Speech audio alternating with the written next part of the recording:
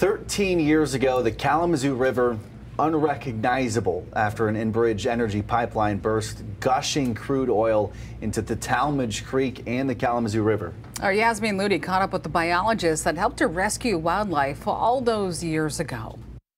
If you told wildlife biologist Joshua Otten almost 1 million gallons of oil spilled into the Kalamazoo River, he says he probably wouldn't believe you if he wasn't there to see it himself. There was so much oil that had gotten pushed up into the floodplains. It starts sticking to all of the vegetation, the trees, any of the down woody debris that was in the river.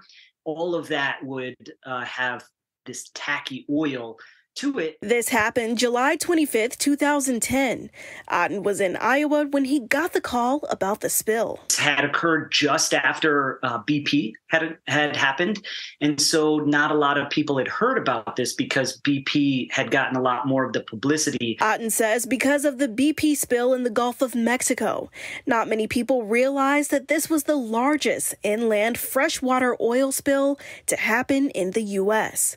For the next 2 years, he lived in Southwest Michigan, helping rescue Kalamazoo River wildlife. You need to get out there and get that oil off those animals as quickly as you can to essentially rescue them. At the time, the river was also at a flood stage, not only impacting the animals, but the land and vegetation they relied on. If they have that oil on their skin, their fur, it makes it difficult to survive. He recalls turtles being the most vulnerable species out there. Turtles would bask, come out of the water every day to get sun, and so they would climb up on the woody debris, the banks that had that oil. So they would pick up oil from that, and then they would also pick up oil that was floating in the water column. Otten and many volunteers spent the next 12 months catching over 3,000 turtles, cleaning them with Dawn dish soap, which wasn't an easy task. They would sit at a little table with their one turtle, scrubbing it with toothpicks, getting all that oil out.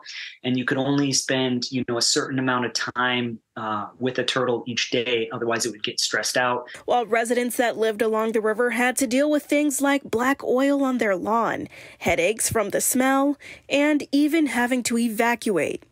Otten says it didn't stop people from helping save the river. They were working hard, pulling all this vegetation out, and it was thousands of people were kind of working towards this common good. He had a chance to go back to the river a few years ago. He's impressed with how beautiful it looked and the little islands that were created. Reporting in Kalamazoo, Yasmeen Ludy, Fox 17 News.